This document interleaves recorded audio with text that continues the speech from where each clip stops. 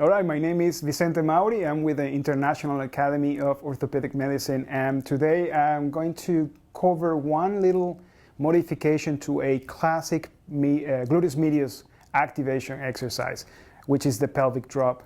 New research has shown that if you add little changes in how you place the foot or how you apply external forces, you can increase not only the activation of the specific muscle, which is the gluteus medius, but also decrease the activation or strength in some cases of the TFL and QL, which act as a compensatory mechanism for a weak gluteus medius. So research shown first that yes, you can do your, Davey help me out here. He's going to show how we usually do a pelvic drop. We ask our patients to, they can actually try to get that knee straight, but they can go all the way to 30 degrees of flexion if needed. And then we ask them to get the foot all the way down or halfway, depending on how high is the step. And then they just break that level in the pelvic region. So what they ask or what they show in the research is that first, if you place your foot in about 15 degrees of internal rotation, and that will be your starting position. That will be an internal rotation of the hip being loaded. And then if you do your pelvic drop,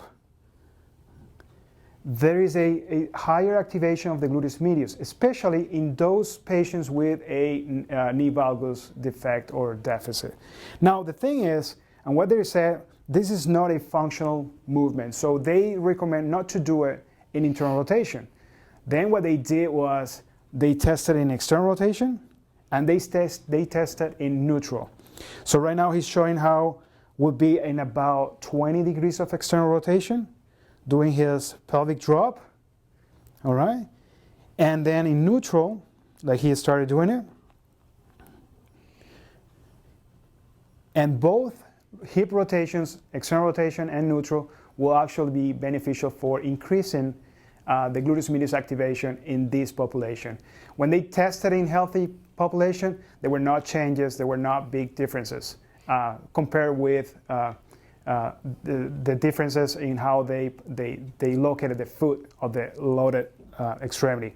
Now, the interesting thing about that study is that they added an external force that will try to rotate the hip externally in terms of the one that is being loaded.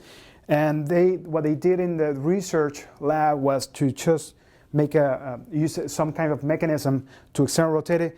We found that using a light elastic band like this one is just enough. So you can go around your patient ASAS or pelvic region. You can do a little knot here. Okay, and we're going to keep the recommendations of the research authors, and we're going to keep that foot in neutral, which is because it's more functional. So I just tie a knot on this side, and I'm going to apply with my posterior hand a posterior force, and that force is going to try to make him external rotate on that loaded side, but he's going to do his best to not letting this force to rotate him. And I'm going to use a wand like this or a stick and as an external cue for him to keep his pelvis always level. So I'm going to press a little bit backwards. I'm going to have my wand here, and I'm going to ask him to do 3 repetitions of the pelvic drop exercise. 2 and 3, and relax. And by adding an external force like we're doing right now, they found that both the isolated activation of the gluteus medius and the relationship with the TFL and with the QL was actually increased. That means that there were greater muscle activation, greater muscle recruitment. So we recommend, if you're at this stage, just add that external force because you know you're targeting a specific muscle that is needed for those patients with knee valgus.